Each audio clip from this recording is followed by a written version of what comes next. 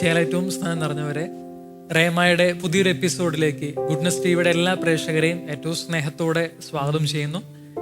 ഇന്നേ ദിവസം റേമായുടെ ഈ ഒരു എപ്പിസോഡിൽ നിങ്ങളോട് കൂടി ആയിരിക്കുന്നത് ബഹുമാനപ്പെട്ട ജസ്റ്റിൻ കപ്പലുമാക്കിലച്ഛനും ജോസ് തയ്യിലച്ഛനും ജോസഫ് ഓണാട്ടച്ഛനും ആൽഫിൻ മണവാളനച്ഛനുമാണ്. റെസ്പോൺസിബിൾ ആകാനുള്ള ഒരു ബുദ്ധിമുട്ട് എല്ലാവരും പങ്കുവയ്ക്കുന്നുണ്ട്. കുറച്ചു മുമ്പ് പറഞ്ഞ ലൈഫ് ലോങ് കമ്മിറ്റ്മെൻറ്റ് അത് അക്സെപ്റ്റ് ചെയ്യാൻ ബുദ്ധിമുട്ടുള്ളവരുണ്ട്. സെക്ഷുവൽ ആക്ട് എല്ലാം കുഞ്ഞുങ്ങൾ ജനിക്കുന്നതിലേക്ക് അവസാനിക്കണം എന്ന് പോയാൽ അതെങ്ങനെയാണ് എത്രയൊക്കെ. പക്ഷെ അവിടെ നമ്മൾ മനസ്സിലാക്കേണ്ട ഒരു കാര്യമുണ്ട്, ദൈവം തന്നെ ക്രമീകരിച്ചിരിക്കുന്ന ഒരു കാര്യമുണ്ട്. നാച്ചുറലായിട്ട് കുഞ്ഞുങ്ങളൊക്കെ തന്നെ ചിലപ്പോൾ വലിയ പ്രായമാകുന്നതിന് മുമ്പൊക്കെ മരണപ്പെട്ടു പോകുന്ന ഒരവസ്ഥ വരുന്നു. അങ്ങനെ സങ്കടപ്പെടുന്ന മാതാപിതാക്കളെ കണ്ടിട്ടുണ്ട്. അവർ സ്റ്റെറിലൈസേഷൻ ചെയ്തു, ഉണ്ടായിരുന്ന കുഞ്ഞ് മരിച്ചുപോയി. ഇന്നൊരു കുഞ്ഞിന് വേണ്ടി അവർ ആഗ്രഹിക്കുന്നുണ്ട്, പക്ഷെ അതിനുള്ള സാധ്യതകൾ അവരുടെ മുമ്പിൽ അടയ്ക്കപ്പെടുകയാണ്. പുള്ളിക്ക് ആദ്യത്തെ ഒരു കുട്ടി ഉണ്ടായത് ഒരു അല്പം ഹാൻഡികാപ്ഡ് ആയിരുന്നു, ബുദ്ധിമുട്ടുണ്ടായിരുന്നു, വൈകല്യമുള്ള കുട്ടിയായിരുന്നു. രണ്ടാമത്തെ കുട്ടി അതുപോലെ തന്നെ ജനിച്ചു. അപ്പോൾ അവർ അല്പം മനസ്സുമെടുത്തെങ്കിലും ഈ ചേട്ടൻ ഈ ചേച്ചിയെ ഇങ്ങനെ പറഞ്ഞ് മനസ്സിലാക്കിച്ചതും ആ ചേച്ചി പരസ്പരം അവർ ഒരു അണ്ടർസ്റ്റാൻഡിങ് ഉണ്ട്. അതായത് സ്നേഹമുള്ളവരെ, കഴിഞ്ഞ 4 എപ്പിസോഡുകളിലും നമ്മൾ ചിന്തിച്ചതും പരസ്പരം പങ്കിട്ട വിഷയം എന്ന് പറയുന്നത് വിവാഹം എന്ന കുദാശയെക്കുറിച്ചും അതൊരു ദൈവവിളിയാണെന്നും അതിൻ്റെ മഹനീയതയും ഈ കാലഘട്ടത്തിലെ യുവജനങ്ങൾക്കിടയിലുള്ള എല്ലാ തരത്തിലുള്ള ചിന്താഗതികളെയും അതിൻ്റെ സംശയങ്ങളെയൊക്കെയാണ് നമ്മൾ കണ്ടു വന്നത്. ഈ ഒരു എപ്പിസോഡിലും നമ്മൾ അതിൻ്റെ തുടർച്ചയെന്നോണം വിവാഹം എന്ന കുദാശയെക്കുറിച്ചും അതുമായിട്ട് ബന്ധപ്പെട്ട യുവജനങ്ങളുടെ ഇടയിലും കുടുംബങ്ങളുടെ ഇടയിലും ഈ കാലഘട്ടത്തിൽ വളർന്നു വന്നിട്ടുള്ള ചില സംശയങ്ങളും ചില തെറ്റിദ്ധാരണകളും ഒരു ചോദ്യരൂപേണ ഒരു ഉത്തരമൊക്കെ പറഞ്ഞ് ഞങ്ങൾ പരസ്പരം ഒന്ന് പങ്കുവെക്കാൻ ശ്രമിക്കുകയാണ്. പ്രത്യേകിച്ച് ഈ കാലഘട്ടത്തിൽ ധ്യാനങ്ങൾക്കൊക്കെ പോയ സമയത്തും പല ഭവനങ്ങൾ സന്ദർശിച്ച സമയത്തും ഞങ്ങൾ കണ്ടുമുട്ടിയ ചില വ്യക്തികൾ ഉന്നയിച്ച ചില ചോദ്യങ്ങളൊക്കെയാണ് ഞങ്ങൾ പറയുന്നത്.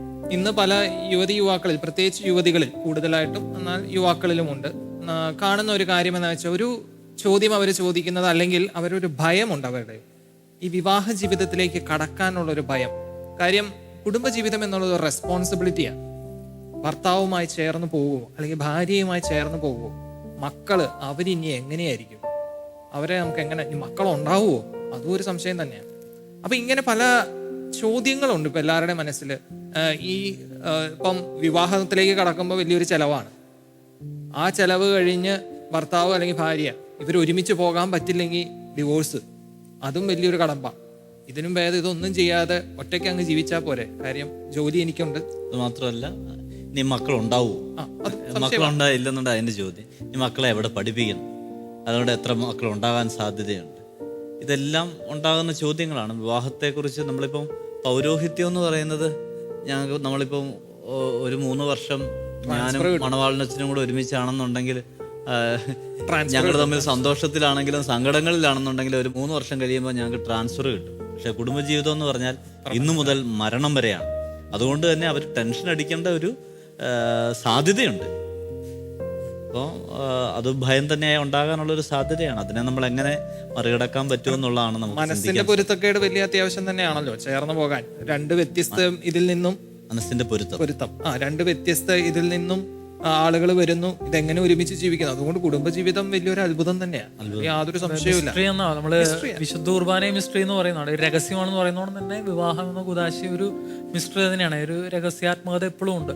പക്ഷെ അത് ദൈവം നടത്തുമെന്നുള്ളത് തന്നെയാണ് ബൈബിളിലും സഭയുടെ പാരമ്പര്യത്തിലും നമ്മുടെ കുടുംബത്തിൽ നിന്നൊക്കെ നമുക്ക് കണ്ടുമുട്ടിയുള്ള കാര്യം. ഞാനെപ്പോഴും ചിന്തിക്കാറുണ്ട്, എൻ്റെ പപ്പയും അമ്മയൊക്കെ വളരെ ഓപ്പോസിറ്റ് സ്വഭാവ രീതിയുള്ളവരൊക്കെയാണ്, തികച്ച എക്സ്ട്രീമിൽ നിൽക്കുന്ന സ്വഭാവ രീതി. പക്ഷെ വളരെ മനോഹരമായിട്ട് ജീവിച്ചു പോന്നു. പപ്പ മരിച്ചു, പക്ഷേ എങ്കിലും ആ നാളുകൾ വരെയെങ്കിലും ഞാൻ കണ്ടിട്ടുണ്ട് പിണക്കങ്ങളുണ്ട്, അപ്പോൾ തന്നെ സ്നേഹമുണ്ട്. പരസ്പരമുള്ള വൈരുദ്ധ്യങ്ങളാണ് ഈശോ എപ്പോഴും ചേർക്കുന്നത്, ദൈവം എപ്പോഴും ചേർക്കുന്നത്. ആ വൈരുദ്ധ്യങ്ങൾ എന്ന് പറഞ്ഞാൽ ആ വൈരുദ്ധ്യത്തിന് നടുവിലൊരു ആത്മാവിൻ്റെ പ്രവർത്തനമുണ്ട്. കാരണം ഇത് കൂദാശയാണല്ലോ. പരിശുദ്ധ കുർബാനയുടെ മുമ്പിൽ നിന്ന് ആ കുർബാന മധ്യേ പള്ളിയിൽ ആശീർവദിക്കപ്പെട്ടതായതുകൊണ്ട് തന്നെ അതിൻ്റെ ഒരു കൃപ എപ്പോഴും. എനിക്ക് തോന്നുന്നു ജസ്റ്റിൻ അച്ഛന് നമ്മളെ കുറച്ചും കൂടി സഹായിക്കാൻ പറ്റും. അച്ഛൻ NIT എഞ്ചിനീയറിംഗ് ഒക്കെ പഠിച്ചപ്പം ഒരുപാട് യുവാക്കളുടെ ഒപ്പം നടന്ന ഒരാളാണ്. അവരുടെ സംശയങ്ങളൊക്കെ ഇന്ന് ചിലപ്പോൾ അവർ ഒരുപാട് പേര് ചോദിക്കുന്നുണ്ടാവും, കൂടെ പഠിച്ചവരെയൊക്കെ അറിയാലോ. എന്താണ് അച്ഛന് പറയാനുള്ളത്? ചിലരെങ്കിലും പങ്കുവയ്ക്കുന്നത് റെസ്പോൺസിബിൾ ആകാനുള്ള ഒരു ബുദ്ധിമുട്ട് എല്ലാവരും പങ്കുവയ്ക്കുന്നുണ്ട്. കുറച്ചു മുമ്പ് പറഞ്ഞ ലൈഫ് ലോങ് കമ്മിറ്റ്മെൻറ്റ്, അത് അക്സെപ്റ്റ് ചെയ്യാൻ ബുദ്ധിമുട്ടുള്ളവരുണ്ട്. പലപ്പോഴും ഇന്ന് ഒരുപാട് യുവാക്കന്മാർ ഈ ദാമ്പത്യ ജീവിതത്തെ, കുടുംബജീവിതത്തെ ഒരു കരാറ് പോലെ കാണാനാണ് ആഗ്രഹിക്കുന്നത്. ഒരു കരാറ്, ഒരു 2-3 വർഷത്തേക്ക് ഉൾപ്പെടുന്ന ഒരു കരാറ്, അല്ലെങ്കിൽ ഒരു 5-6 വർഷത്തേക്ക് ഉൾപ്പെടുന്ന ഒരു കരാറായിട്ട് കാണാനാണ് താല്പര്യപ്പെടുന്നത്. ഒരു ഉടമ്പടിയായിട്ട്, അവസാനം വരെ നിലനിൽക്കുന്ന ഒരു ഉടമ്പടിയായിട്ട് കാണുവാൻ അവർക്ക് താല്പര്യപ്പെടുന്നില്ല. പിന്നീട് ഈ ഒരു തലമുറയിൽ ഉയർന്നു വന്നിരിക്കുന്ന വലിയൊരു ചിന്താഗതിയാണ്, അതോടൊപ്പം തന്നെ ജീവിത രീതി തന്നെയായി മാറിക്കൊണ്ടിരിക്കുന്ന ഒരു പ്രവണതയാണ് ഈ ലിവിങ് ടുഗെദർ. നമ്മൾ എല്ലാവരും കേട്ടിട്ടുള്ളതാണ്. വിവാഹമെന്ന കൂദാശയില്ല, സമൂഹത്തിൻ്റെ അംഗീകാരവും ഇല്ല, എന്നിരുന്നാലും ഒരുമിച്ച് ജീവിക്കുന്നു. ഒരു പുരുഷൻ്റെയും സ്ത്രീയുടെയും സ്വാതന്ത്ര്യമാണ് അതിൻ്റെ പിന്നിൽ നിൽക്കുന്നത്. അവർ സ്വാതന്ത്ര്യത്തിൻ്റെ പിൻബലത്തിൽ ഒരുമിച്ച് ജീവിക്കാൻ വേണ്ടി തുടങ്ങുന്നു. അത് സമൂഹത്തിൻ്റെ അംഗീകാരം ഉണ്ടോ എന്ന് ചോദിച്ചാൽ അവരൊരു കോൺട്രാക്റ്റിൽ, വിവാഹബന്ധത്തിൽ ഏർപ്പെട്ടിട്ടില്ല, ഒരു കൂദാശയായി മാറിയിട്ടില്ല. ഇങ്ങനെ ഒട്ടനവധി പ്രതിസന്ധികളാണ് ഇപ്പോൾ നമ്മുടെ ഈ സമൂഹത്തിൽ കണ്ടുവരുന്നത്. ഈ ഒരു വേള നമ്മൾ ഒന്ന് പറഞ്ഞു വെച്ചതാണ് ഈ ഒരു പശ്ചാത്തലത്തിൽ. പ്രത്യേകിച്ച് കുടുംബജീവിതത്തെക്കുറിച്ച് ആകുലതകൾ വരുമ്പോൾ, റെസ്പോൺസിബിൾ ആകാൻ പറ്റുമോ എന്നുള്ള ചിന്ത വരുമ്പോൾ എല്ലാം നമ്മൾ ഏറ്റവും പ്രധാനപ്പെട്ടതായിട്ട് സ്ട്രെസ് ചെയ്യേണ്ടതെന്ന് എനിക്ക് തോന്നുന്നത് ഇതൊരു കൂദാശയാണെന്നുള്ളതാണ്. ഈ കൂദാശയിൽ നൽകപ്പെടുന്നത് കൃപാവരങ്ങളാണ്. ഈ കൃപാവരങ്ങൾക്ക് നമ്മുടെ ജീവിതത്തെ വഴി നടത്തുവാനുള്ള ശക്തിയുണ്ട്. കുറവുകളെ ഓർത്ത് പരിഹരിക്കുന്നവർക്ക് നമുക്ക് കൊടുക്കാൻ സാധിക്കുന്നത് നിനക്കെൻ്റെ കൃപ മതിയെന്നാണ്. ഒരു ഭയപ്പാടുള്ളവർക്ക് കൊടുക്കാനുള്ള സഭയുടെ മറുപടി നിനക്കെൻ്റെ കൃപ മതിയെന്നാണ്. കാരണം ഇവിടെ കൃപ നൽകപ്പെടുകയാണ്. എപ്രകാരം ജീവിക്കാൻ സാധിക്കുമെന്നുള്ള വലിയൊരു കൃപാവര സ്രോതസ്സാണ് കൂദാശകൾ. ലിവിങ് ടുഗദർ എന്നുള്ള മെന്റാലിറ്റി ഇപ്പൊ വളരെയധികം കൂടി വരിക. ഇപ്പം ലൈഫ് ലോങ് കമ്മിറ്റ്മെന്റ് പറ്റുന്നില്ല. അപ്പൊ ഇവരെന്ത് ചെയ്യും? കുറച്ച് നാൾ ഒരുമിച്ച് ജീവിച്ച് ഓക്കെ, ഞങ്ങൾക്ക് മനപ്പൊരുത്തമില്ല, ഇത് പറ്റില്ല. അപ്പൊ യഥാർത്ഥത്തിൽ അവിടെ തകരുന്നത് ഈ കുടുംബ ജീവിതം എന്നുള്ള ഒരു വസ്തുതയാണ്. ആ ഒരു ഇൻസ്റ്റിറ്റ്യൂഷൻ തന്നെയാണ് തകരുന്നത്. അതായത് സ്നേഹമേകാനും ജീവനേകാനും ഉള്ള കുടുംബത്തിന്റെ ആദ്യത്തതിൽ മാത്രം ചിലപ്പം കട്ടായി പോവുകയാണ്. ജീവനേകാൻ ചിലപ്പം സാധിക്കാതെ ഒക്കെ വരുന്ന ഒരു അവസ്ഥയിലേക്കൊക്കെ വരുന്നുണ്ട്. യഥാർത്ഥത്തിൽ അവിടെ സ്നേഹമേകുന്നുണ്ടോ? സ്നേഹമല്ലത്, അതല്ല. അവിടെ ഒരു പ്രേമം എന്നല്ല, സ്വാർത്ഥതയാണ് അവിടെ നിൽക്കുന്നത്. എന്റെ സുഖം, എന്റെ സന്തോഷം. അപ്പൊ അവിടെ ഈ യഥാർത്ഥത്തിൽ കുടുംബജീവിതത്തിൽ സംഭവിക്കേണ്ടത് എന്താ? ഒരു വിവാഹത്തിലോ അല്ലെങ്കിൽ കുടുംബജീവിതത്തിലോ എന്നെ പൂർണ്ണമായി ഞാൻ എൻ്റെ മറ്റു മനുഷ്യ, അതായത് എൻ്റെ ജീവിത പങ്കാളിക്ക് എന്നെ പൂർണ്ണമായി കൊടുക്കുന്നു. പക്ഷെ യഥാർത്ഥത്തിൽ അത് അവിടെ സംഭവിക്കുന്നില്ല. അപ്പൊ ഈ ലിവിങ് ടുഗെദർ എന്നുള്ളതിൽ ഒരുപാട് പ്രശ്നങ്ങൾ വരുന്നത്, ഒന്ന്, ഒരു കുടുംബജീവിതത്തിന്റെ ഒരു സംരക്ഷണം അവർക്കില്ല. കുടുംബജീവിതത്തിന്റെ ഒരു പക്ഷെ നിയമപരിരക്ഷ ഒരു പരിധി വരെയൊക്കെ ഇപ്പൊ വരുന്നുണ്ട്. വേറൊരു ചിന്തയൊക്കെ വരുന്നുണ്ട്. ഇത്രയും കാലം ലിവിങ് ടുഗെദർ ഒക്കെ ആണെങ്കിൽ ഒരു ഭാര്യയുടെയും ഭർത്താവിൻ്റെയും അവകാശങ്ങൾക്ക് കൊടുക്കാവുന്ന നിയമങ്ങൾ വരുന്നു. അത് വേറെ, നമ്മളത് അവിടെ മാറ്റി വയ്ക്കുന്നു. പക്ഷേ ഒന്ന് ചിന്തിച്ച് നോക്ക്, ഒരു 3 വർഷം ലിവിങ് ടുഗെദറായിട്ട് ജീവിച്ചു, അവർക്ക് മനസ്സിലായി ഇത് പറ്റില്ല. പിന്നീട് അവർക്കൊരു വിവാഹ ജീവിതത്തിലേക്ക് കടക്കാൻ അത്ര എളുപ്പമായിരിക്കില്ല. ഇവരുടെ ഈ പാസ്റ്റ് ലൈഫ് അവരെ ഒരുപാട് ബാധിക്കും. ഇനി അതിൻ്റെ ഇടയിൽ ഉറപ്പാണ് ഇവർ ഒരുമിച്ച് ജീവിക്കുമ്പം ഇവർ ബന്ധപ്പെട്ടിട്ടുണ്ടാവും. ആ ബന്ധപ്പെടുമ്പം അടുത്തൊരു പ്രോബ്ലം എന്താ? അവിടെ കോൺട്രാസെപ്ഷൻ ഉപയോഗിച്ചിട്ടുണ്ടാവും. അതിനപ്പുറം ചിലപ്പോൾ ഒരു അബോർഷനിലേക്ക് പോയിട്ടുണ്ടാവും. അതും ഇവർ ജീവിതം മൊത്തം ഇവരെ വേട്ടയാടും. നമ്മൾ ആ ഒരു നിമിഷം ചിന്തിക്കും, ഇതെന്റെ ശരീരത്തിലുണ്ടായ ഒരു മാറ്റം, ഞാനത് വേണ്ട എന്ന് വെച്ചു. പക്ഷേ ഈ ഒരു അബോർഷനൊക്കെ നടത്തിയ ആളുകളോട് നമ്മൾ ഇന്ന് ചോദിക്കുമ്പോൾ പറയാം, പിന്നീട് അവരുടെ ജീവിതത്തിൽ അത് വേട്ടയാടുന്നു, വലിയൊരു ഡിപ്രഷനിലേക്കൊക്കെ പോകുന്നു. അപ്പൊ ഇതൊക്കെ ഈ ലിവിങ് ടുഗെദറിൽ നിന്ന് വരുന്ന കാര്യങ്ങളായിരിക്കാം. പക്ഷെ അത് ചെയ്യുമ്പോൾ നമ്മളാരും അതിനെക്കുറിച്ച് ചിന്തിക്കുന്നുമില്ല. നമ്മൾ 1-2 കഴിഞ്ഞ എപ്പിസോഡിലും ഇപ്പോഴും നമ്മൾ ഉപയോഗിക്കുന്ന ഒരു വാക്കാണ് ഈ കോൺട്രാസെപ്ഷൻ എന്നുള്ളത്. നമുക്ക് ശരിക്കും പറഞ്ഞാൽ അതിൻ്റെ സഭയുടെ കാഴ്ചപ്പാട് പങ്കുവയ്ക്കുന്നത് ഉചിതമാണെന്ന് തോന്നുകയാണ്. നമുക്കറിയാം, ദാമ്പത്യ ജീവിതത്തിൻ്റെ 2 ലക്ഷ്യങ്ങളെന്ന് പറയുന്നത് സ്നേഹമേകാനും ജീവൻ നൽകാനുമാണ്. ഈ 2 ലക്ഷ്യങ്ങളും ഒരു ദാമ്പത്യ ജീവിതത്തിലുണ്ട്, ഒരു സെക്ഷുവൽ ആക്റ്റിലുണ്ട്. ഈ 2 കാര്യങ്ങളും, സ്നേഹമേകാനും ജീവൻ നൽകാനും, ഈ 2 കാര്യങ്ങളും ഒരു സെക്ഷുവൽ ആക്റ്റിൽ നിന്നും മാറ്റി നിർത്തുവാൻ, ഒരു ലൈംഗിക ബന്ധത്തിൽ നിന്നും അതിനെ മാറ്റി നിർത്തുവാൻ നമുക്ക് സാധ്യമല്ല. സ്നേഹം മാത്രം ഏകിക്കൊണ്ട് ഒരു സെക്ഷുവൽ ആക്ട് നടത്താൻ ശ്രമിച്ചു കഴിഞ്ഞിട്ടുണ്ടെങ്കിൽ അത് പാപമാവുകയാണ്. അതുകൊണ്ട് തന്നെ സഭ കോൺട്രാസെപ്ഷനെ ഒരു പാപമായിട്ട് കരുതുകയാണ്. കാരണം ജീവൻ നൽകുക എന്ന് പറയുന്ന ദൈവീക ആക്റ്റിൽ നിന്നും മാതാപിതാക്കന്മാർ അല്ലെങ്കിൽ ദമ്പതികൾ മാറി നിൽക്കുകയാണ്. ഇതൊരു പാപമാണ്. സ്റ്റെറിലൈസേഷനും അത് എക്കാലത്തേക്കുമായിട്ട് ഒരു ആക്റ്റിൽ നിന്നല്ല, ഇനിയും തുടർന്നുള്ള എൻ്റെ ജീവിതത്തിൽ ദൈവത്തിൻ്റെ ദാനമായ മക്കൾ വേണ്ട എന്ന് മാതാപിതാക്കൾ ബോധപൂർവമായ ഒരു തീരുമാനമെടുത്ത് അതിൽ നിന്നും പിൻവാങ്ങുകയാണ്. അത് വലിയൊരു തിന്മയായി മാറിക്കൊണ്ടിരിക്കുകയാണ്. തോന്നുന്നു അതിന് ഡോക്ടർ വ്യക്തമായിട്ടുള്ള മറുപടി തരണം. പക്ഷെ അതിനു മുൻപ് ഈ കോൺട്രാസെപ്ഷൻ ഉപയോഗിക്കുമ്പോൾ യഥാർത്ഥത്തിൽ ദൈവത്തെ നമ്മൾ മാറ്റി നിർത്തുന്നു എന്നുള്ളൊരു ചിന്തയാണ് വരുന്നത്. ജീവിത പങ്കാളികൾ രണ്ടുപേരും ദൈവവും കൂടെ ചേരുമ്പോഴാണ് ആ വിവാഹം പൂർണ്ണമാകുന്നത്. എന്നാൽ കോൺട്രാസെപ്ഷൻ എന്ന് പറയുന്ന ഒരു തിന്മ അതിലേക്ക് കടന്നു വന്നു കഴിയുമ്പോൾ ദൈവിക ലക്ഷ്യങ്ങളെ മാറ്റി നിർത്തിക്കൊണ്ട് തങ്ങളുടേതായിട്ടുള്ള ലക്ഷ്യങ്ങൾക്ക് വേണ്ടിയിട്ട് മാത്രം പരിശ്രമിച്ചു കഴിയുമ്പോൾ ഈ ദൈവം അവർക്ക് പിന്നിൽ യഥാർത്ഥത്തിൽ മാതാപിതാക്കൾ അല്ലെങ്കിൽ ഒരുപാട് ജനം ദേവാലയങ്ങളിൽ വന്ന് പ്രാർത്ഥിക്കുന്നത് ദൈവിക അനുഗ്രഹങ്ങൾക്ക് വേണ്ടിയാണ്. അനുഗ്രഹം വന്ന് നിറയാൻ വേണ്ടി പ്രാർത്ഥിച്ചുകൊണ്ടിരിക്കുകയാണ്. അങ്ങനെ ഇരിക്കെ ഒരു പറ്റം ജനം വീണ്ടും മാറി നിൽക്കുകയാണ്. എനിക്കിനി ദൈവത്തിൻ്റെ അനുഗ്രഹം വേണ്ട, ദൈവത്തിൻ്റെ ദാനം വേണ്ട എന്ന് പറഞ്ഞ് ഈ കോൺട്രാസെപ്ഷൻ അല്ലെങ്കിൽ സ്റ്റെറിലൈസേഷൻ എന്നൊക്കെ പറഞ്ഞ് ആ ഒരു മെത്തേഡിലേക്കൊക്കെ പോയിക്കൊണ്ടിരിക്കുന്ന ഒരു കാലയളവാണ്. എനിക്ക് തോന്നുന്നു സ്റ്റെറിലൈസേഷനെ കുറിച്ചൊക്കെ അല്പം കൂടെ വ്യക്തതയോടുകൂടി സംസാരിക്കാൻ പറ്റുന്ന ഡോക്ടറിനായിരിക്കാം. സ്റ്റെറിലൈസേഷൻ്റെ ഒരു ബുദ്ധിമുട്ട് ഞാൻ പറയും. സ്റ്റെറിലൈസേഷൻ ചെയ്താൽ പിന്നെ ജീവിതത്തിൽ ഒരിക്കലും അതിലേക്ക് പോകാൻ പറ്റില്ല എന്നുള്ളത് ഇതുണ്ട്. പെർമനൻ്റ് ആണല്ലോ, പെർമനൻ്റ് ആണ്. ഞാൻ ആ സ്റ്റെറിലൈസേഷനിലേക്ക് കടക്കുന്നതിന് മുമ്പ് കോൺട്രാസെപ്ഷനെ കുറിച്ച് ഒരു കാര്യം കൂടെ ഒന്ന് ജസ്റ്റ് സൂചിപ്പിച്ചിട്ട് ഞാൻ പോവാം. അത് ദൈവം തരുന്ന നമ്മൾ ഈ കോൺട്രാസെപ്റ്റീവിലൂടെ ലക്ഷ്യങ്ങൾ രണ്ടും ഒന്ന്, അതായത് love giving and life giving, ഇതിനെ രണ്ടും നമ്മൾ സെപ്പറേറ്റ് ചെയ്യുക. പക്ഷേ അവിടെ വേറെ ഒരു ചിന്ത വരുന്നത്, ഇപ്പോൾ ചിലവർ കേട്ടുകൊണ്ടിരിക്കുന്ന ചിലവർ ചിന്തിക്കും സെക്ഷുവൽ ആക്ട് എല്ലാം കുഞ്ഞുങ്ങൾ ജനിക്കുന്നതിലേക്ക് അവസാനിക്കണം എന്ന് പോയാൽ അതെങ്ങനെയാണ് എത്രയൊക്കെ. പക്ഷെ അവിടെ നമ്മൾ മനസ്സിലാക്കേണ്ട ഒരു കാര്യമുണ്ട്, ദൈവം തന്നെ ക്രമീകരിച്ചിരിക്കുന്ന ഒരു കാര്യമുണ്ട്. നാച്ചുറലായിട്ട് ഫെർട്ടൈൽ പീരീഡും ഇൻഫെർട്ടൈൽ പീരീഡും. അപ്പം അച്ഛൻ പറഞ്ഞു എല്ലാ സെക്ഷുവൽ ആക്റ്റും ലൈഫ് ഗിവിങ്ങിലേക്ക് പോകും. എല്ലാ സെക്ഷുവൽ ആക്റ്റും ലൈഫ് ഗിവിങ്ങിലേക്ക് പോകണമെന്ന് നിർബന്ധം ഉണ്ടോയെന്ന് ചോദിച്ചാൽ ഇല്ല. അതിനാണ് ദൈവം ക്രമീകരിച്ചിരിക്കുന്നത്. അതായത് ഗർഭിണിയാകാൻ യോജ്യമായ അനുയോജ്യമായ സാഹചര്യവും അനുയോജ്യമല്ലാത്ത സാഹചര്യവും അത് ഏതൊരു സ്ത്രീക്കും അറിയാമായിരിക്കും. ഫെർട്ടൈൽ പീരീഡും ഇൻഫെർട്ടൈൽ പീരീഡും ഇത് ദൈവം ക്രമീകരിച്ചിരിക്കുന്നതാ. അതായത് മനുഷ്യന് വികാരമുണ്ട്, അവര് സെക്ഷുവൽ യൂണിയനിലേക്ക് വരണം, അവർക്ക് അതിൽ നിന്നും സന്തോഷം വേണം താനും, അത് ഉറപ്പാണ്. ആ യൂണിയൻ, അവരുടെ സ്നേഹം, കൂട്ടായ്മ വേണം. അപ്പൊ ആ ഫെർട്ടൈൽ പീരീഡും ഇൻഫെർട്ടൈൽ പീരീഡും കണ്ടുപിടിച്ച് അവർക്കത് ചെയ്യാം, അതിൽ യാതൊരു സംശയവുമില്ല. അത് ദൈവം ക്രമീകരിച്ച ഒരു സാധനം. ആ ദൈവം ക്രമീകരിച്ചതിലേക്ക് നമ്മുടെ ഒരു സാധനം കൊണ്ടുവരുന്നതാണ് കോൺട്രാസെപ്ഷൻ എന്നുള്ളത്. അപ്പൊ ദൈവം ക്രമീകരിച്ച കാര്യത്തെ നമ്മൾ വീണ്ടും മാനിപ്പുലേറ്റ് ചെയ്യുക. അത് യഥാർത്ഥത്തിൽ അച്ഛൻ പറഞ്ഞതുപോലെ നമ്മൾ ദൈവത്തിന്റെ അനുഗ്രഹത്തിന് വേണ്ടി പ്രാർത്ഥിക്കുകയും ദൈവം തരുന്ന ഒരു അനുഗ്രഹത്തെ ആ നിമിഷം തന്നെ വേണ്ട എന്ന് വെക്കുകയും ചെയ്യുന്നതിന് തുല്യമാണ്. സ്റ്റെറിലൈസേഷന്റെ പ്രോബ്ലം എന്താ? പെർമനന്റ് ആയിട്ട് നമ്മൾ വേണ്ട. കൂടുതലും സ്ത്രീകളായിരിക്കും സ്റ്റെറിലൈസേഷന് പോകുന്നത്, ആണുങ്ങൾ നമ്മുടെ നാട്ടിൽ കുറവാണ്. അപ്പോൾ അവിടെ വരുന്ന ഒരു പ്രശ്നം, ഒരു പെർമനന്റ് സ്റ്റെറിലൈസേഷൻ ചെയ്ത ഒരു സ്ത്രീക്ക് 2 മക്കളുണ്ടെന്ന് വിചാരിക്കട്ടെ, അല്ലെ ഒരു കുഞ്ഞുണ്ടെന്ന് വിചാരിക്കട്ടെ. ഇന്ന് കുഞ്ഞുങ്ങളൊക്കെ തന്നെ ചിലപ്പോൾ വലിയ പ്രായമാകുന്നതിന് മുമ്പൊക്കെ മരണപ്പെട്ടു പോകുന്ന ഒരവസ്ഥ വരുന്നു. അങ്ങനെ സങ്കടപ്പെടുന്ന മാതാപിതാക്കളെ കണ്ടിട്ടുണ്ട്.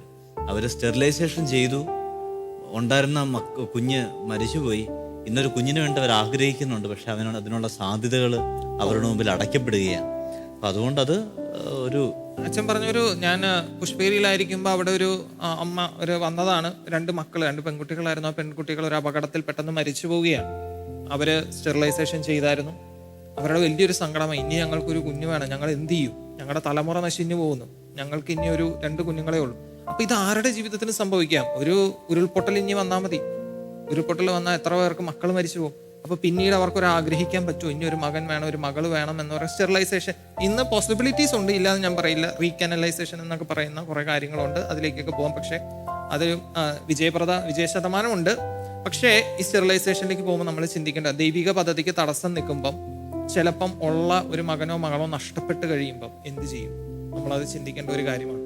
അപ്പോൾ ഇവിടെ യുവതിയുവാക്കളും മാതാപിതാക്കളും മനസ്സിലാക്കേണ്ട ഒരു കാര്യം, ദൈവം തരുന്ന കുഞ്ഞുങ്ങളെ സ്വീകരിക്കുക. അതിന് നമ്മൾ ഏതൊരു സെക്ഷുവൽ ആക്ടിനേക്കാളും എനിക്ക് തോന്നുന്നു നല്ലൊരു വാക്ക് മെറിറ്റൽ ആക്റ്റാണ്.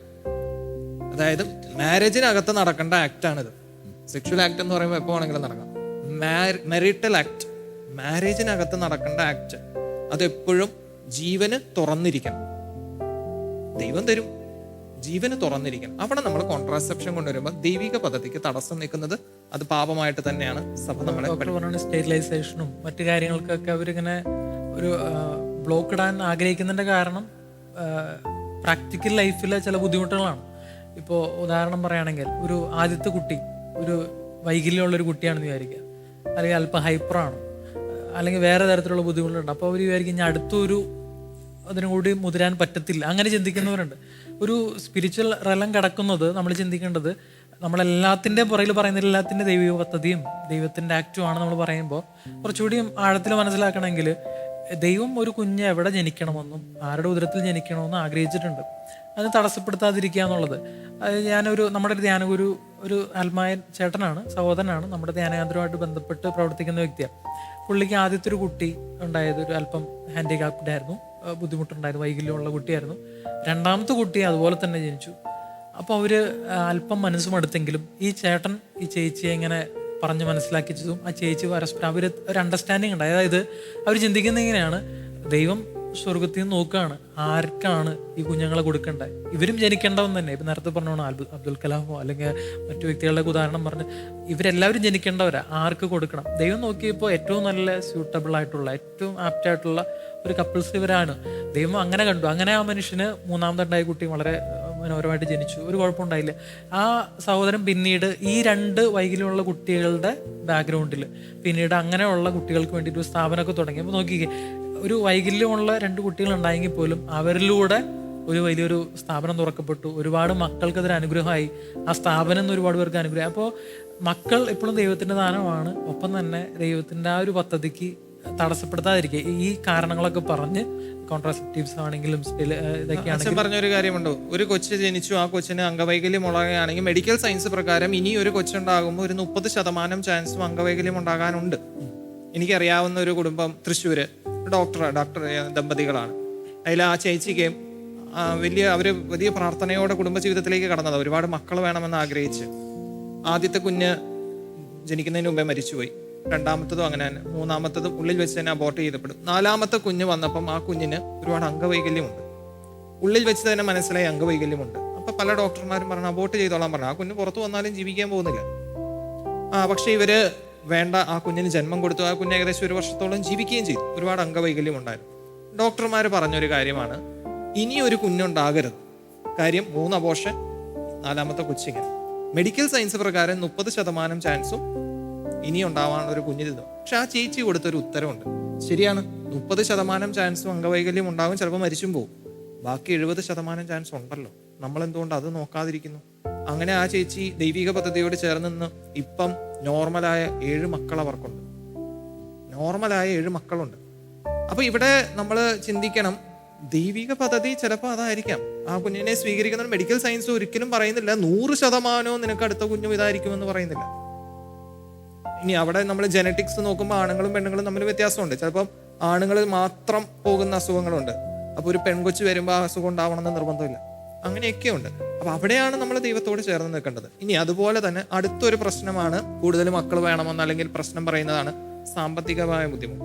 മക്കൾ ഇത്ര ഉണ്ടായാൽ എങ്ങനെ അവരെ നമ്മൾ നോക്കും? നമ്മുടെ റെസ്പോൺസിബിൾ പാരന്റ്ഹുഡ്.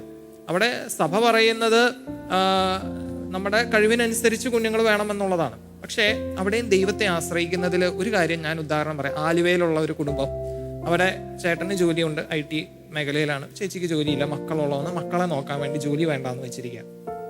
ഈ കഴിഞ്ഞ ഒക്ടോബറിൽ അവർക്ക് 8ാമത്തെ കൊച്ചുണ്ടായി. അപ്പൊ ഞാൻ അവരോട് സംസാരിക്കുന്നു. ഞങ്ങളുടെ പള്ളിയിലെ യുവതി യുവാക്കളുടെ അടുത്തൊക്കെ ഞാൻ അവരെ കൊണ്ട് പ്രൊലൈഫ് ക്ലാസ് എടുക്കുകയൊക്കെ ചെയ്തു. അപ്പൊ ഈ യുവതി യുവാക്കൾ ചോദിച്ചൊരു ചോദ്യം, ഇന്ന് ഒരു കുഞ്ഞിനെ പോലും വളർത്താൻ നമുക്ക് പറ്റുന്നില്ല, സാമ്പത്തികമായ പ്രശ്നം. അപ്പൊ നിങ്ങൾ എങ്ങനെ ഈ 8 കുഞ്ഞുങ്ങളെ, ഒരു അസുഖം വന്നാൽ മതിയില്ല, ഹോസ്പിറ്റലിൽ കയറിയാൽ മതിയില്ല, എല്ലാ പ്രശ്നങ്ങളും ആവും. അവര് പറഞ്ഞൊരു കാര്യം, ഞങ്ങൾ ദൈവത്തിൽ ആശ്രയിച്ച് ദൈവത്തോട് ഞങ്ങൾ വിശ്വസ്തത കാണിച്ചത് എങ്ങനെയാ? ദൈവം തന്ന മക്കളെ സ്വീകരിച്ചുകൊണ്ട്. എങ്കിൽ ആ വിശ്വസ്തത ദൈവം തിരിച്ചു കാണിക്കുക. എന്നിട്ട് ഈ ചേച്ചി പറഞ്ഞ കാര്യമാ, ഇപ്പൊ ഞങ്ങൾക്ക് 8ാമത്തെ കൊച്ചായി, അന്ന് 7 മക്കളുള്ള, ഇപ്പൊ 8ാമത്തെ കൊച്ചായി. ഈ 7 മക്കളിലും ഒരിക്കൽ പോലും ആകെ 2 പ്രാവശ്യമാണ് ഇതിൽ 2 പിള്ളേര് ആശുപത്രി കിടക്കേണ്ട വന്നിട്ടുള്ളൂ. അല്ലാതെ വേറെ ആരും ആശുപത്രി കിടന്നിട്ടില്ല. ഇന്നൊക്കെ എന്ന് പറഞ്ഞു കഴിഞ്ഞാൽ ഒരു കുഞ്ഞുണ്ടെന്നുണ്ടെങ്കിലും മിക്കവാറും ആശുപത്രി കൊണ്ടുപോകേണ്ട ആവശ്യകത. പക്ഷേ ഇവർ പറഞ്ഞ ഒരു കാര്യം, 2 അതായത് 7 മക്കളുണ്ട്. മൂത്ത കൊച്ചിപ്പം 8 പഠിക്കുന്നു. ഈ ഞങ്ങളുടെ ജീവിത കാലഘട്ടത്തിൽ 10 വർഷമായിട്ടുണ്ടാവും. ആകെ 2 പ്രാവശ്യമാണ് ഇതിൽ 2 മക്കൾ മാത്രം ഒരു 4-5 ദിവസം ആശുപത്രി കിടന്നു. ഇപ്പൊ കഴിഞ്ഞ എനിക്ക് തോന്നുന്നത് 5 മാസം മുമ്പ് ഒരു കൊച്ചു കിടന്നു. ഇതേ ഉള്ളു ദൈവം അവർക്ക്. ദൈവം പിന്നെ ഈ മക്കൾക്ക് എന്ത് അസുഖം വന്നാലും ഫ്രീ ആയിട്ട് ചികിത്സിക്കാൻ വേറെ ഡോക്ടർമാർ വരുന്നുമുണ്ട്, പ്രൈവറ്റായിട്ട് ചികിത്സിക്കുന്ന വേറെ.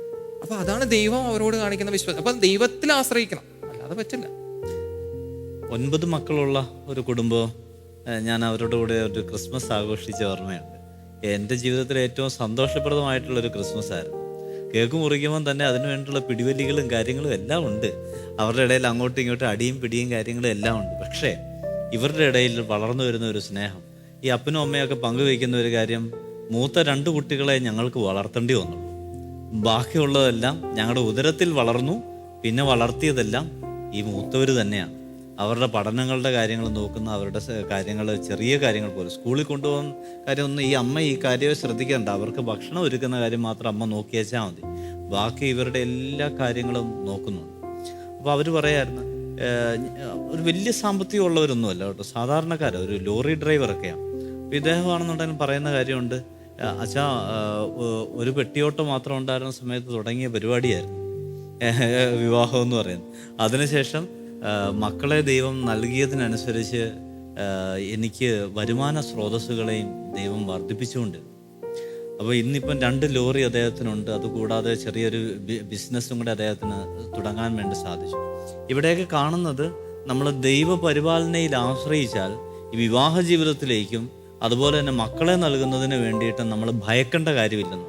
അപ്പം വിവാഹത്തെക്കുറിച്ചുള്ള പേടിയും പ്രസവത്തെക്കുറിച്ചുള്ള പേടിയും ഒക്കെ ഇന്നത്തെ യുവജനങ്ങൾ, ദൈവവിശ്വാസമുള്ള യുവജനങ്ങൾ മാറ്റിവെക്കണം. അതുകൊണ്ടാണ് നമ്മൾ ഇന്ന് കാണുന്നത് ജീസസ് യൂത്തിൽ ഒക്കെ അടിയുറച്ച് പ്രവർത്തിക്കുന്ന ഒത്തിരി കുട്ടികൾ, ഒത്തിരി കപ്പിൾസ് ആഗ്രഹിക്കുന്ന, അവർക്ക് കൂടുതൽ മക്കളുണ്ടാകാൻ വേണ്ടിയിട്ടാണ്. അത് ദൈവവിശ്വാസത്തിൽ നിന്ന് പുറപ്പെടുന്ന ഒരു ബോധ്യമാണ്. അപ്പം ഇന്നത്തെ യുവജനങ്ങളോടൊക്കെ നമുക്ക് പറയാൻ കഴിയുന്നത്, ഈ ഒരു ദൈവവിശ്വാസത്തിൽ അടിയുറച്ച് കഴിഞ്ഞാൽ നമ്മുടെ കുടുംബജീവിതത്തെ നമ്മൾ ഭയക്കേണ്ട കാര്യമില്ല, വിവാഹ ജീവിതത്തെ ഭയക്കേണ്ട കാര്യമില്ല, നാളെ എങ്ങനെ പോകുമെന്നുള്ള കാര്യത്തെക്കുറിച്ച് പേടിക്കേണ്ട കാര്യമില്ല. കാരണം ദൈവം അഭയമുള്ളവന് ഒന്നിനെയും ഭയക്കേണ്ട കാര്യമില്ല. അതുകൊണ്ടാണ് സങ്കീർത്തനം പറയുന്നത്, പർവ്വതങ്ങളിലേക്ക് ഞാൻ കണ്ണുകൾ ഉയർത്തുന്നു, എനിക്ക് സഹായം എവിടെ നിന്ന് വരും? എനിക്ക് സഹായം കർത്താവിൽ നിന്ന് വരുന്നു, ആകാശവും ഭൂമിയും സൃഷ്ടിച്ച കർത്താവിൽ നിന്ന്. ഈ ഒരു ബോധ്യത്തിലൂടെ നമുക്ക് മുൻപോട്ട് പോകാം.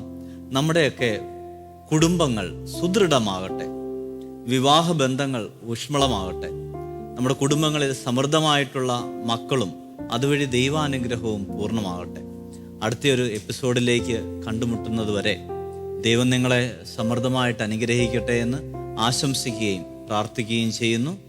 ദൈവം നിങ്ങളുടെ കുടുംബങ്ങളെയും ദേശത്തെയും സമൃദ്ധമായിട്ട് അനുഗ്രഹിക്കട്ടെ. ആമേൻ.